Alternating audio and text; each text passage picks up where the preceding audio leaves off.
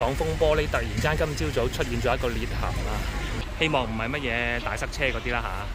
為了能倒彎，越嚟越長啊！一路伸展到過嚟右手邊呢一度。一稍微慢少少咧，佢就搬嚟嘅。嚟到我哋法國自駕遊嘅交通篇喎。冇錯啦。係啦。今次好犀利喎，揸咗好多個鐘喎揸車。揸咗好多個鐘啊！咁啊嗱，呢集影片咧，其實會有6點建議俾大家，即係喺法國自駕遊嘅時候要留意嘅地方啦。另外都會講下我哋嗱揸車經呢個 Dover Port 去坐船去法國，咁啊出入境個情況係點咧？都有一啲地方要留意嘅喎。不過正式講前咧，我哋想講幾個我哋今次遇到嘅 surprise 啊。係。好，第一個 surprise 係咩咧？就係一出發嘅時候，噔噔噔噔就爆啦！爆咩啊？唔係血管，錯，係擋風玻璃啊！係啦，咁我哋一開始出發第一日啦，準備搭船過法國嘅時候，就發覺擋風玻璃出現咗一條好細嘅裂痕。都唔細嘅，都成10cm 有嘅我諗。10cm 一隻手指咁長多少少。係啦。好，咁點算啊？咁係當時係唔知點好啦，因為又覺得唔好彩嘅，即係你咁耐揸車都未遇過喎，咁多年。當時就要做決定啦，即係你幾個方案嘅啫。嗱，一係就延遲個行程啦，搞翻掂先出發，因為你唔知會唔會行到半路突然間塊玻璃裂咗會冧啊咁啦。咁啊，第二個選擇就係繼續去咯，咁睇下有冇啲臨時措施頂住檔先咯，例如膠紙啊。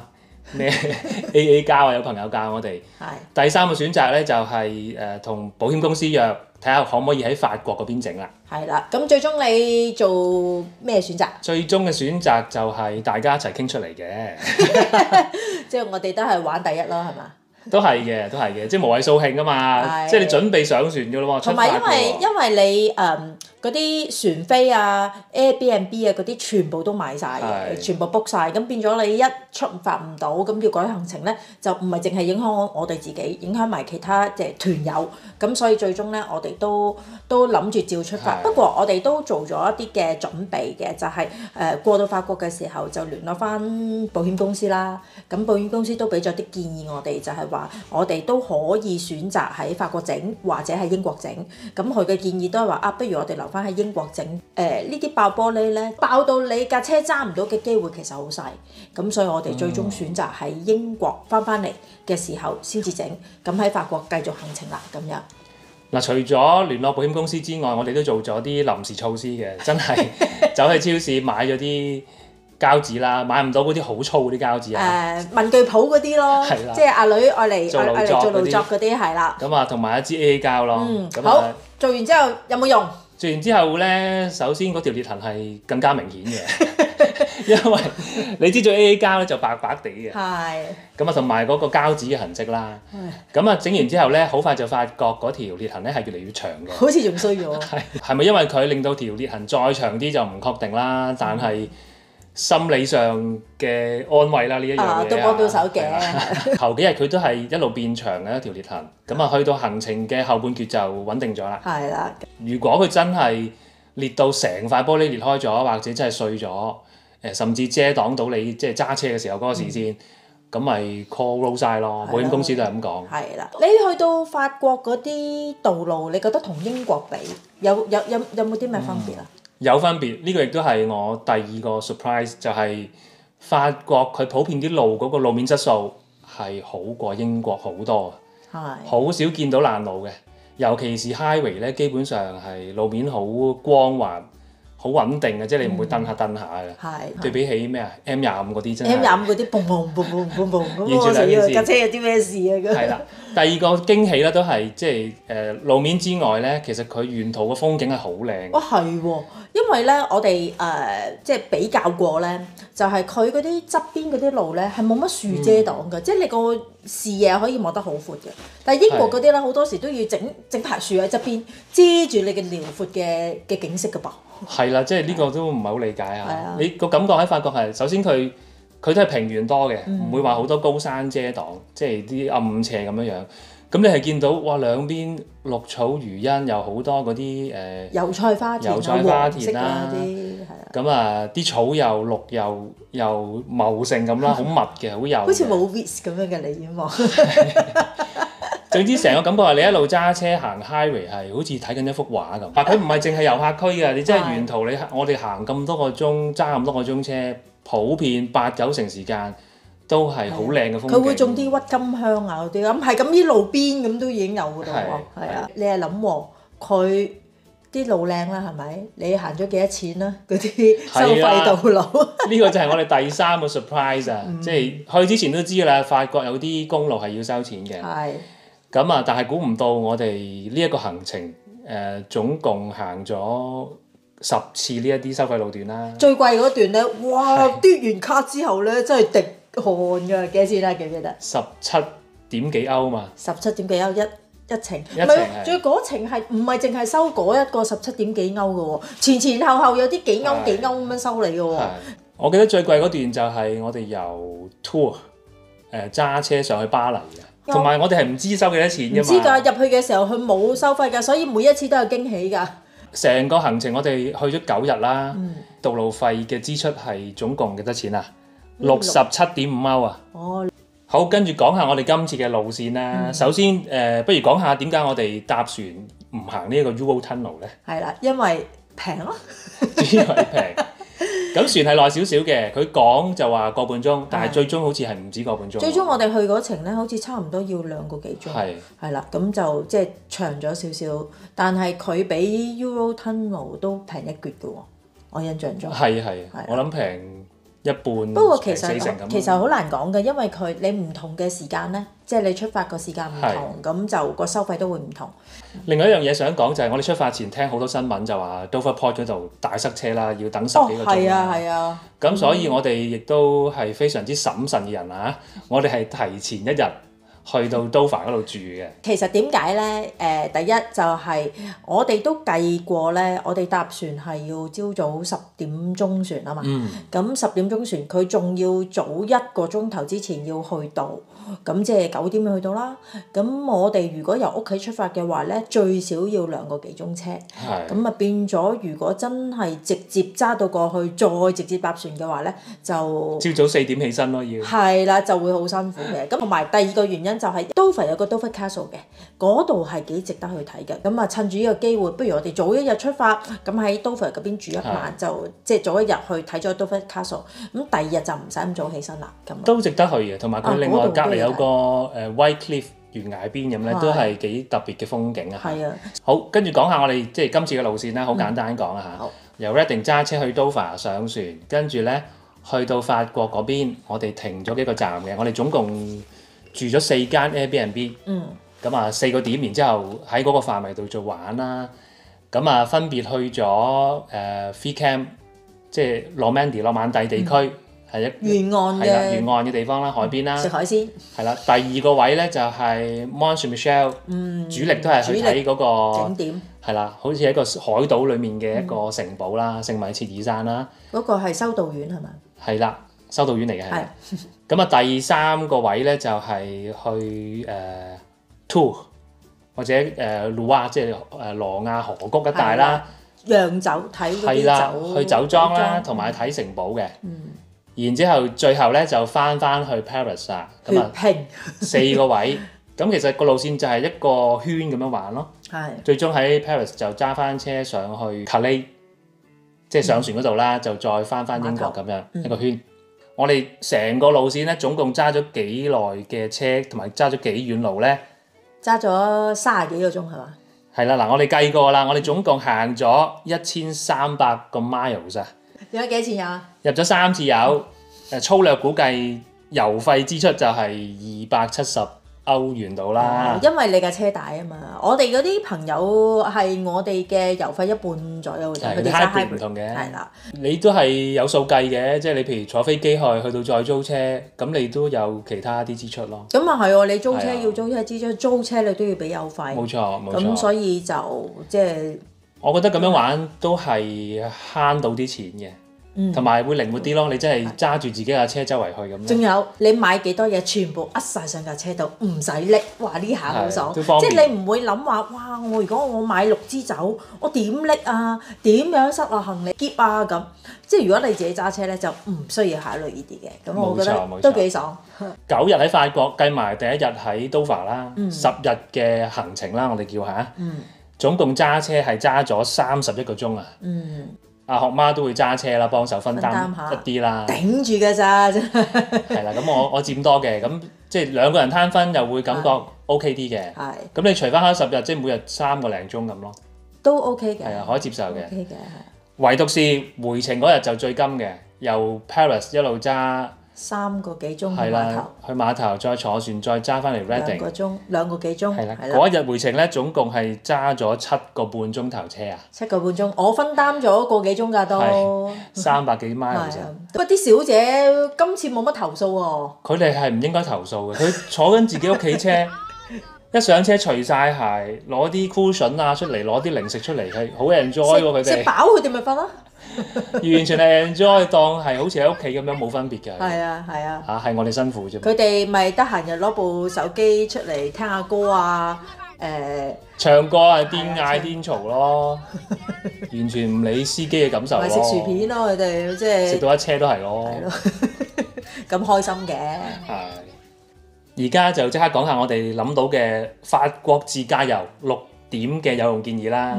OK， 第一點咧就係啲路牌咧，其實係睇唔明啊。真係喎，佢因為佢有啲路牌咧，嗱基本嗰啲不准駛入啊嗰啲就同英國差唔多嘅，但係佢有時咧有個牌底下就有雜字喺度，嗰雜字就係法文，真係睇唔明。睇唔明，所以個建議就係大家要做一啲即係準備功夫啦。就係睇下，佢有啲路牌咧係淨你睇個圖片咧，你估唔到佢想點㗎。係啊，好離奇㗎啦！嗱，其實以下咧我就都揾咗少少法國路牌嘅資料，咁啊可以俾大家睇下。好啊，喺度同大家睇幾個非常之有法國特色嘅路牌啊！第一個望落去好簡單，一個大交叉。我自己第一時間諗到嘅就係不准駛入。但係其實佢想講嘅係將會有路口啊，而且你係必須要讓路俾其他車。據講法國有一種駕駛習慣，就係你永遠都要讓路俾由右邊切入嘅車輛，甚至係一啲比較舊式嘅迴旋處。就算你身處迴旋處裏面行緊，如果有車輛突然間從右手邊想進入迴旋處，你都要停低等佢可以進入。又睇下第二個路牌，當我見到嘅時候，我以為係代表我可以向前行，轉左或者轉右都得，但係實際又唔係咁嘅意思喎。其實佢都係提示你將會有路口，但係情況唔一樣啦。今次你係有絕對優先權，準備從其他方向切入道路嘅車輛都要停低，等你可以繼續向前直行啊。第3款路牌應該喺我哋今次旅程係見過好多次噶啦，佢係提示你將會有收費亭。你係需要減慢速度同埋準備停車。雖然當時我哋完全睇唔明，但係都冇出現啲咩問題喎。因為離遠見到收費亭或者見到前面嘅車減速，我哋都穩陣啲跟住佢哋一齊減慢啦。講多一款路牌啦，呢一款路牌究竟喺我哋今次旅程有冇見過？我係答唔到大家，因為就算見過，我又唔明，亦都唔會記得。佢係提示司機進入前方路段之後，必須要開着車頭燈啊。右面嗰一塊就係提示你呢一個強制着燈嘅區域將會完結。我哋遇到有一個路牌咧，就係佢明明寫住不准駛入嘅，但係不准駛入底下有個單車嗰個圖樣喺度喎。咁嗰一下我哋就估啦，究竟係單車不准駛入，定係淨係單車准駛入？其實當時我係咁嘅，我覺得你見到即係紅色一條橫線，就唔好入啦，唔好入就穩陣啲嘅。但係個問題係 Google Map 叫我哋入，係啊，猶豫之際我就見到有對頭車出嚟啦，咁啊即刻扭軚走啦。咁啊後尾翻去再 check 翻嗰個字，即係 SAUF 嘅意思就係 accept 嘅意思，所以係車輛係唔准入嘅，除咗單車。哇，爭啲對頭車喎，就有啲咁嘅位咯。咁頭先俾大家睇嗰啲路牌咧，其實都係馬後炮㗎咋。我哋出發前係冇時間做咁多準備嘅。如果大家有時間就可以睇定一啲，係啦，會安心啲咯。係啦。咁所以咧，根據你一個經驗 ，Google Map 唔好信晒。都係嗱，呢個就係第二個 point 我哋想講啊，即係你去到法國，你即係語言不通，咁你揸車路線就靠 Google Map 啦。咁啊，大部分嘅時候都啱嘅，咁但係都要留意睇下，即係首先佢指你行嗰啲路係咪即係正常合理啦，會唔會兜咗去啲即係好偏僻啊小路嗰啲啦？揸車嘅時候，你除咗你要睇嗰個 Google Map 嘅地圖之外，你要睇翻路面嗰個狀況，嗰啲路牌，所有嘢咧，即係要一眼觀察咯。如果唔係咧，你真係入咗去一啲不准駛入嘅位咧，咁就比較危險啦。好，咁啊，第三點建議嗱，講開收費公路啦，咁究竟係咪應該選擇行呢一啲收費道路咧？咁其實我哋嘅 case 就係我哋盡可能都係行呢一啲即係要俾錢嘅路。係啦，幾個原因啦。第一個原因就係慳時間，即係你去旅行嘅時候就係爭分奪秒咁樣去玩噶嘛。咁你有時你嗰啲道路可能慳你20分鐘咁，你即係喺翻度啦。第二就係慳油啲，即係如果佢收費道路係短啲。時間短啲，咁理論上就係嗰段路係短啲嘅。咁短啲嘅話，其實你嗰啲油都慳翻一啲。有一啲路段啊，就唔一定係收費道路近啲喎，佢時間係慳啲嘅，距離咧係仲長啲嘅喎。係啊，咁咪死有呢啲 case 啊！你行呢一啲收費道路，你係保持住個車速。咁你嗰個耗油又會好啲噶嘛？咁所以都要睇翻大家自己部車嗰個性能係點啊。譬如我哋部車。最慳油係行50至60 miles per hour。咁法國啲 highway 咧，其實一般最高速係講緊80 miles 啊。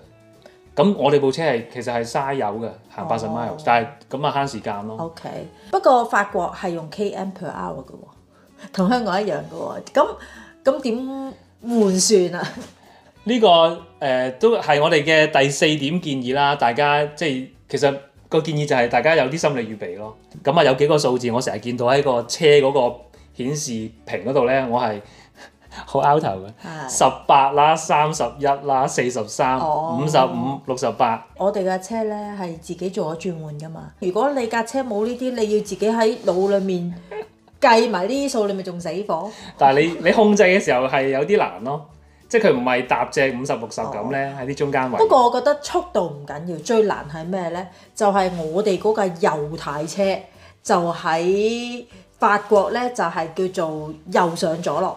呢個係第5點建議啦，要留意翻一啲位啊，即係你始終右軚車，譬如小路出大路啦，即係你係cut 咗出大路，咁你司機係喺右邊嘅喎。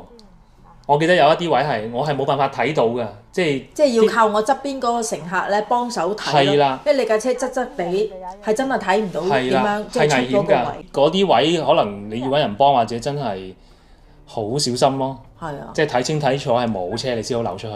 同埋有一樣咧，所有嗰啲即係收費道路咧，全部都係司機位係左邊。收費嘟卡嘅，咁而家咧我哋嗰架車係右軚咧，變咗每一次都係要靠個乘客喺呢一度幫手嘟咯。如果唔係就要落車嘟啦。咁我記得啱啱去到頭一日咧，其實右上左落要適應啦，但係都問題不大嘅，因為行公路就唔算話好多車，同埋啲路都闊嘅。咁但係你會發覺你成架車都會好自然偏左。係啊。哇！左邊嗰個位咧，成日好近對面線咁㗎。我揸落去我都覺得哇，好似同隔離好近咁。成日好驚我太左會對頭車會掂到咁咯。我哋有架車都掂到我哋啊嗰個係又係好第二樣好唔好彩啦嚇。其實嗰個時候我哋係喺好似係 Honfleur 嘅 Town Centre 嗰度咁啊，好多車咁對頭車咁樣啦。其實我哋去到嗰個位經已係好慢車㗎啦，跟住一路避下，去到遇到一架旅遊巴，係窄到我哋直頭停低咗。但係佢好有信心喎，佢照行，佢冇乜搭車咁樣去照行喎，用翻佢嘅速度嚟行。係啦，咁啊，一聲慢速地咁啊掂到我哋個側鏡咯。咁啊，但係都算啦，因為就冇乜好明顯損傷嘅，嗨咁樣。咁所以大家要小心咯，係啦。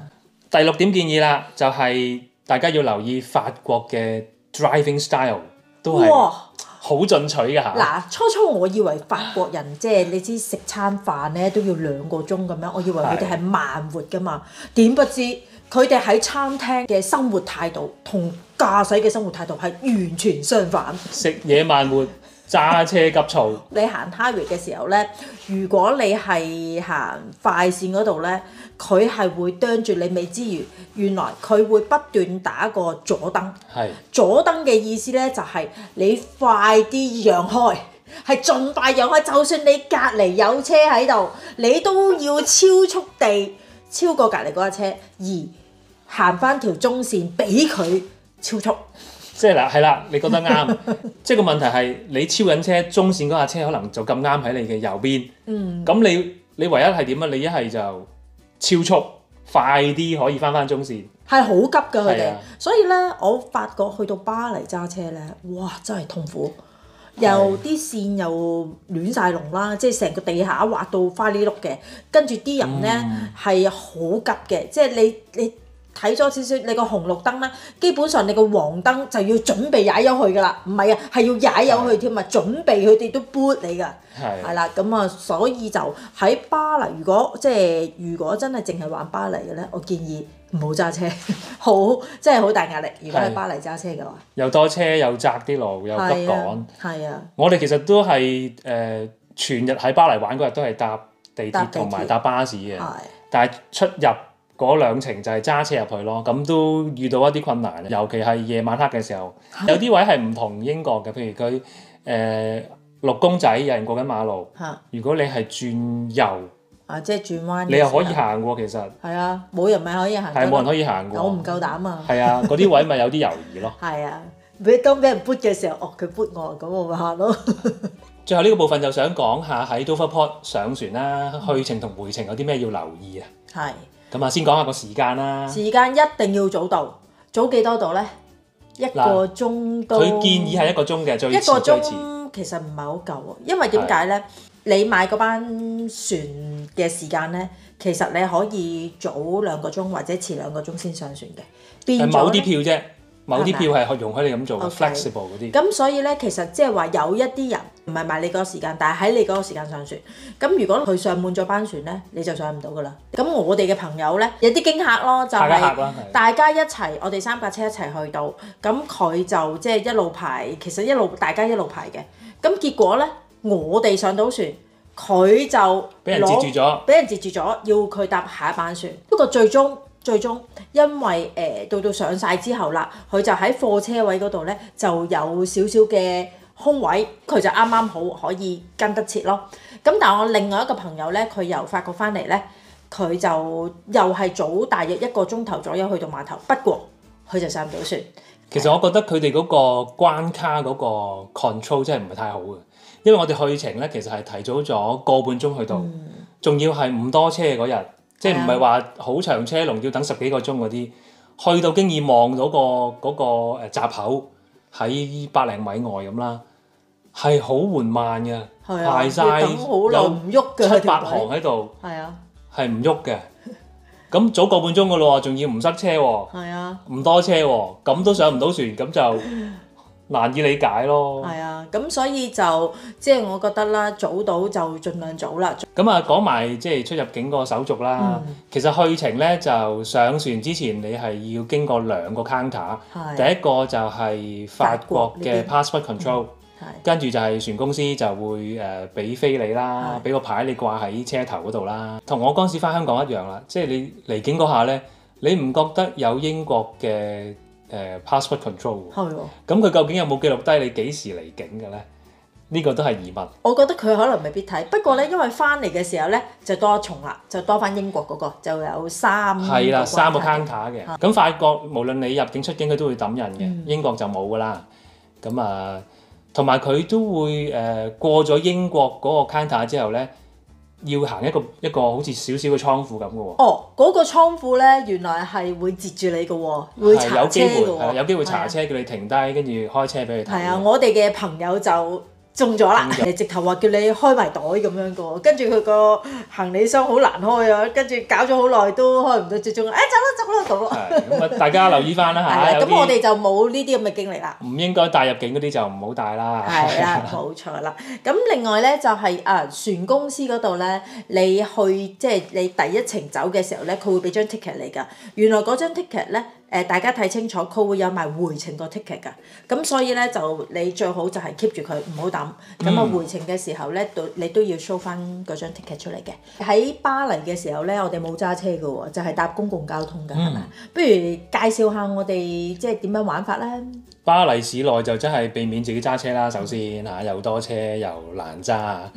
咁我哋係買日票，我記得就所有地鐵啦、巴士啦。甚至去到蒙馬特嗰個登山纜車都係包喺裡面嘅，成人係8歐幾啊！係啦，佢包第一個同埋第二個鬆，都抵搭嘅，我覺得。係啊！你8歐幾，你坐4-5程都乜都回本啦。都係㗎，因為佢一程都要2歐喎，好似係。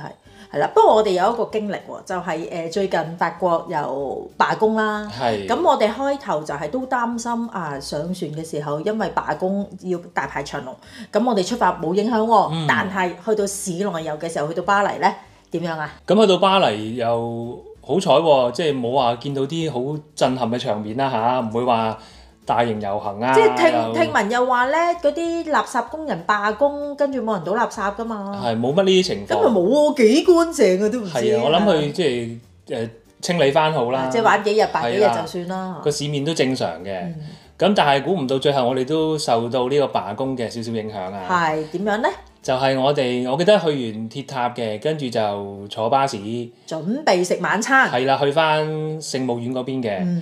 咁上咗車啦，咁行咗1/3度咧，突然間司機就停埋咗一邊，就要求所有乘客落車。我初初以為壞車喎，咁好彩壞車。原來咧就係佢哋響應都係工會嗰啲罷工啦，就起碼佢嗰個路線。所有嘅巴士都係即刻停駛嘅，係好突發性嘅喎。咁亦都見到佢陸續，即係我哋一部車啦，跟住後邊嚟嘅同一條路線嘅車都係停晒喺度。都係一個難忘嘅經歷嚟嘅，我覺得就。同埋個氣氛都係唔係好緊張嘅，即係個司機叫我哋落車啦，咁佢都即係有同啲乘客解釋下，然之後咧。都有建議話你哋如果想去邊個方向就可能過2條街啦，或者坐地鐵咯。佢又唔係全部所有巴士停嘅，好似係某一啲路線。某一啲路線啦，我諗啲重點嘅旅遊區啦，即係佢要俾政府見到我哋認真㗎，影響到啲旅客㗎，唔得掂啊，係嘛？同埋我哋當時有擔心嘅，即係如果夜晚食完飯，冇地鐵咁點算？有罷工咁點搞咧？係啦，即係唔識翻去嘅喎，坐的士又好貴嘅喎。係啊，佢好似話地鐵都有影響，不過個班次係疏一啲嘅，好似係話唔知得翻1半班次定係1/3班次，但係我哋最終咧等地鐵都係幾分鐘啫，9分鐘咯，我記得。總括嚟講，我覺得今次喺法國揸車玩咧都係幾 enjoy 嘅，因為都係嗰句啦，即係我好中意嗰個景色啊！即係你一路揸車，特別行啲鄉郊地方，你係 enjoy 啊！係咯，同埋好靈活咯，咁樣玩，我覺得你即係嗰刻，我哋有啲景點都係臨時去決定㗎嘛。其實我哋之前即係大約 plan 咗路線，不過去到仔細究竟玩啲乜嘢嘢咧，就係到時先算。係啊，咁今集有關法國自駕遊就差唔多啦，講到呢一度。咁嚟緊仲有好多精彩嘅嘢想分享㗎喎，有啲乜嘢啊？美食啦。係啦，我哋喺法國究竟食咗啲咩好嘢咧？同埋有啲咩大景點，即係推介大家係。真係要去嘅，人生總要去一次嘅呢啲。我哋推介幾個啦，忍唔住講，第一個就係一定要去下呢一個 Mont Saint-Michel 嘅。呢個真係頂級啊，冇得頂嘅呢個。夠你玩1日嘅，嚟緊嘅影片再分享啦。好啊，多謝大家支持啊！我哋下集見。拜拜。